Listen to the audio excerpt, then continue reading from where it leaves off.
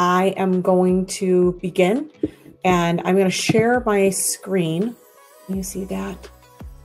Super excited. I'm super excited to be here. So thank you for coming. So first I want to say happy International Women's Day. I know that we kicked off yesterday. That is very exciting for all of us across the world. And that's what I just wanted to wish you. I hope the week is going well, is what I will say.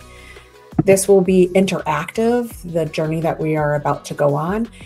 And the journey that we are about to go on is your own self-awareness, and that impacts the collective social responsibility of all. My name is Future Cain, and I am so happy to meet you virtually. And I come with an appreciation, and I think that's important for any person to do. Appreciate you being in this space. And I'm hoping that you and your loved ones are staying healthy, being mindful, and staying positive in what I like to call is this mental marathon that we are currently living through. So the journey that I'm asking you to go on with me today is a journey that's going to embody courage and vulnerability. And that journey begins with us doing those exact things, having courage and being vulnerable in this moment in time and in every moment in time. So the question that I'm going to ask you to chat is your name, which I know, in addition to how, if you were meeting with me and you had a business card to give me, what would your title say on that card? And I'll give you a moment to chat that, because that's what I'm asking is the title. So my title would be CEO, founder of, but I would like to know what your title would be on that card, because that journey is going to determine where we're going to go and then how I apply it.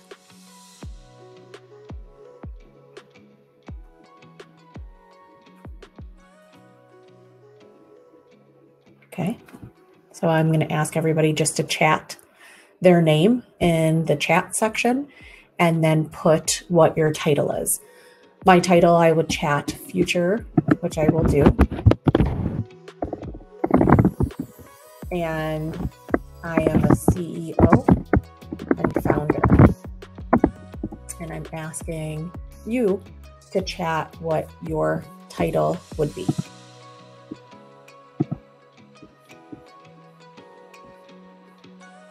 CEO, yes. All right, so that's important on this journey. The other thing I want us to do is it's important for us to come into any given space with any given face with our focus level.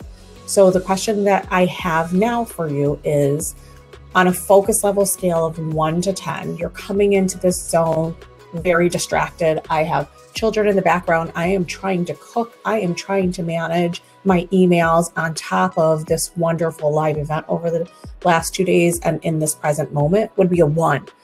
If you are 10 and I'm super laser focused, then that's a 10. And this is a judgment-free zone. I know at any given time, people are coming in, living through life. Some people, like myself, are parenting, working full-time, and educating their kids at home. So what is your current focus level? I'm going to ask everybody to put that in the chat. Hi, Valentina. How are you? So I'm asking everybody to just put in the chat 2 things. What is your title? So if you had to give your business card to someone, what would it be? You would say Valentina, and then whatever it is, director, CEO. And then in addition, I'm asking everybody just to chat what their current focus level is. And there's no judgment here. It's, are you distracted, which would be a 1, or are you super laser focused and present in the moment, which would be a 10. I'm going to say my focus level is 9. So I'm chatting that in.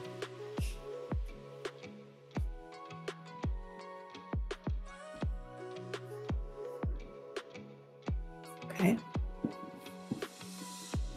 So I want you to think on that. And then when you feel called, put in the chat what focus level you are currently at.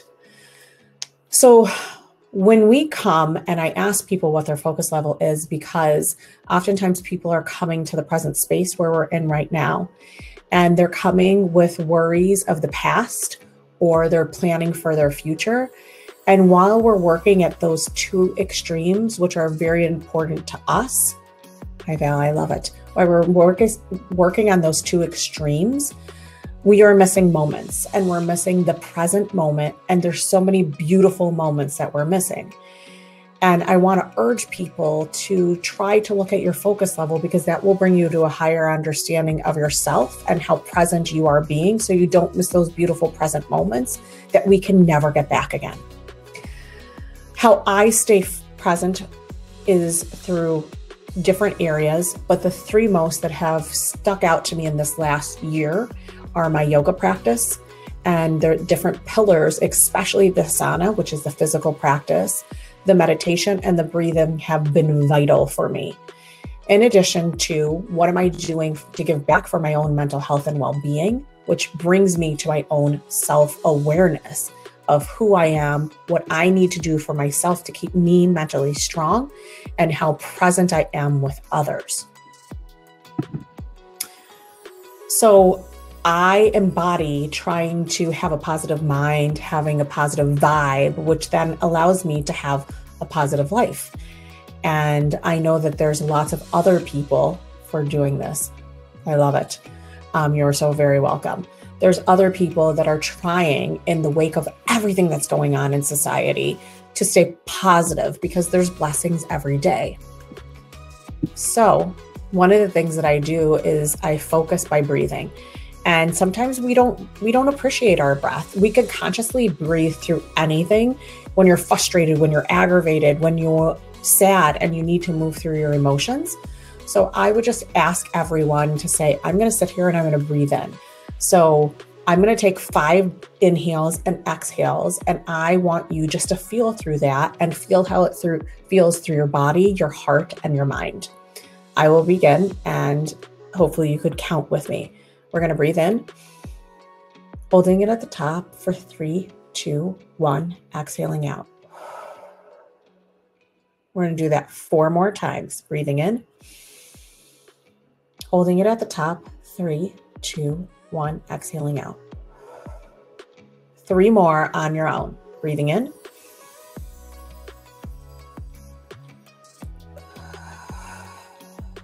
two more.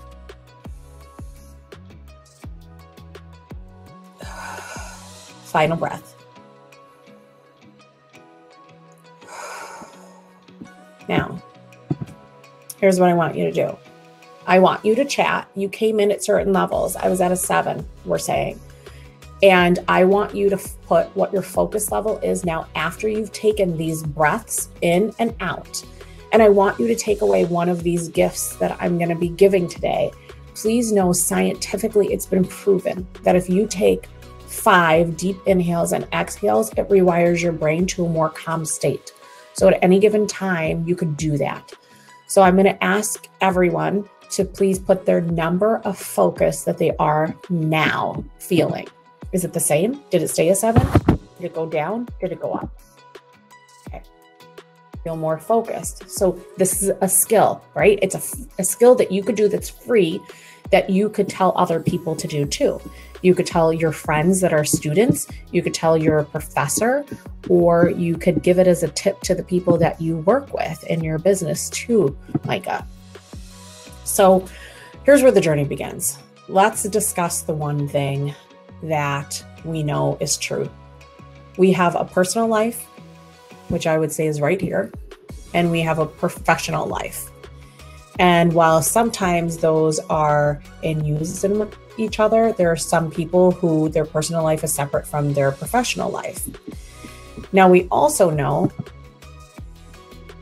every one of us interacts with people on any given day, yearly, monthly, weekly, daily. That's the one thing all of us have in common, is that we work with people.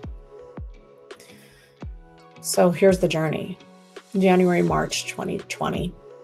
Now, in the United States where I am, it was March 13th when COVID and everything hit and we pretty much shut down. Depending on where you are at, if you'd like to put that there, where you're located currently or where you were located a year ago when the pandemic hit. I would love to know where you're located during that time and then what month that COVID hit you personally. Now, I say that January and March of 2020 is very important because that was the wake of the pandemic and the civil unrest. And Audre Lorde, who is a famous activist, writer, poet, said, "It's not our differences that divide us. It's our inability to recognize, accept, and celebrate those differences." And I believe that. I truly believe that. So I'm going to ask everyone if you'd put in the chat where you were when COVID began and what month it began for you. I'm going to also ask you to do something else in the chat. I know before COVID hit, there are plenty of characteristics that you could use to describe yourself, and I know I could use to describe myself. I like to describe myself by the things that people tell me that they see in me. And one of those characteristics that people told me they saw in me continuously, it didn't matter whether it was strangers in my personal life or in my professional life, people continuously would tell me, "Future, you are always so positive. How are you always so positive?" So it is, for me, it's positive vibes all the time. So I'm going to ask you to put, what is your characteristic that people have told you you are before COVID hit? Before COVID hit. When COVID began, I was really in a good state of mind, which really sucked because I derived my energy from other people. Yes, right? So your people energize you. And what did those people tell you, Micah? What did the people say were your superpower talents? What's one thing that the people told you is what I'm asking everybody to chat. And I'm an energy person too. I feed off of other people's energies, so I totally understand. Now, the question that I have is, now that you have your superpower in mind, talking to others and making myself heard, I love that. Valentina, I would love to hear what is one thing that stuck out to you that people always told you that you embodied. So here's the thing. You have your characteristic. And the question I have is, that was a beautiful gift, literally, that people handed you. They handed you a beautiful gift and they allowed you to unopen it because they told you how people felt about you. The question that I'm looking for you to answer on this journey is, how often before COVID hit did you tell others the beautiful gifts that you saw in them? Whether it's, "I appreciate your smile every day," whether it's, "You always open up the door for me," whether it's, "You always make me reflect." Whatever that gift was that you saw in the people in your personal life and your professional life, did you tell them? And on a scale of 1 to 10, I want you to chat. Before COVID, I didn't tell people at all how I felt about them and the talents that I saw, it's a 1. If you said, sometimes I told the people in my professional and personal life, it would be a 5. And if you said, I always made it a point, then it's a 10. Had similar experience. I thrive off of social interaction, made me appreciate it more. So I became more affectionate. See, okay? So you grew more into it. I love that. So I believe that there's moments in life that define us. And while this year has been a roller coaster, many truths, many spaces, and many faces were unveiled for what was really going on and who they were. Many lessons that I learned for myself, the one takeaway was, I would never be the same person ever again. And I knew who I would never show up as ever again. Because we essentially are living through history. We're living through health and safety, which is right here, hand sanitizing often. We live through civil unrest and people are fighting for social justice and equity. And we have 2 roads, in my opinion. We had a road that we were once on, and we have more knowledge now. And now we're at the point where we're saying, how do I move forward from here? So that is my story. The story is, I am a woman who is biracial. And while many people, as this picture shows, will see my outer layer, they'll see me as a Black woman, which I am, but then they don't see the internal pieces of me. And I want you to reflect, are they seeing the internal pieces of you? The internal piece is I was raised by my mom who's Italian, which people would never know if they didn't get the chance to accept and hear me. They would never know that I was the only and the first in many scenarios since kindergarten all the way up till right now. K through 12, I was the only minority in all of my classes. I'm going to say that again. I was the only minority, not only Black person, the only minority from first grade all the way through graduating with 200 students. After that, went on to college, graduated from the university. The job that I took right after college, I was the first minority to be hired in the establishment. Fast forward after my master's degree, the first Black teacher hired at the high school I worked. And currently where I sit in one of my positions at a state level, I am the only Black person on that team. Now, I say this because relationships matter, emotions matter, voices, as you said, matter. So I have many lessons of the past into the present. And that is the importance of how you make people feel. Nobody will ever forget that, whether it's personal life or professional life. And your self-care for yourself is priceless. And I've also learned throughout this last year that one person's voice can have an impact and can change the world and your community. So while my positive vibe still matters, my voice matters just as much. And that's what I learned. So what I'm asking you to chat is, what did you learn about yourself over the last year? What characteristics that you didn't even maybe know that you had or didn't find as a strength that you now know you found in yourself over this past year that has been a roller coaster ride? And I'll wait for you to chat. What is something new that you learned about yourself in the last year? Whether it's your resilience, whether it's your kindness, whether it's finding energy in different places, with different spaces, with different people. I became more of a leader than a follower. I love that. And learned to trust myself. Yes, our gut is super important. How about you, Micah? So what I want to go back to is the emotion part and how people make you feel. I'm sure everybody would agree. If you go into a store, whether you're buying clothes or whether you're sitting down and going for food, or if you're at a job, if people are not making you feel good, it doesn't feel good. And sometimes we will avoid going back to those spaces. So that lands me to the mental health and well-being of everybody. And here's some stats for everybody, because I think it's important. Anxiety, especially for the United States, is number one. It's the most common in the world, and it affects 284 million people.